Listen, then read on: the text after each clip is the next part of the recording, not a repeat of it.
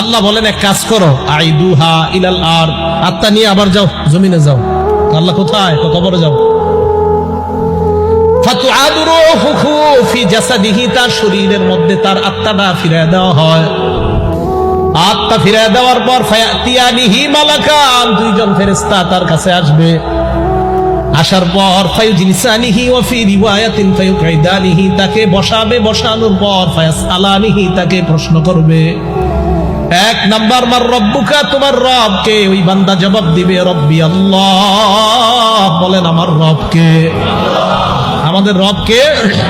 ইন্নাল্লাযীনা ক্বালু রাব্বুনা আল্লাহ, নিশ্চয়ই যারা বলে আমাদের রব আল্লাহ, সুম্মা ইসতাকামু, এই কথার উপর যদি অটল থাকতে পারে, তাতানাজ্জালু আলাইহিমুল মালাইকা, মরণের সময় ফেরেশতারা তার কাছে এসে বলবে আল্লাহ তাখাফু, ভয়ের কারণ নাই, ওয়ালা তাহজানু, দুনিয়াতেও ভয় নাই, আখিরাতেও পেরেশানি হতে হবে না, ওয়া আবশিরু বিল জান্নাহ, আরে জান্নাতের সুসংবাদ নাও। ফেরেশতারা জান্নাতের সুসংবাদ জানিয়ে তাকে দুনিয়া থেকে স্বাগত জানাইতে জানাইতে আল্লাহর কাছে নিয়ে যাচ্ছে।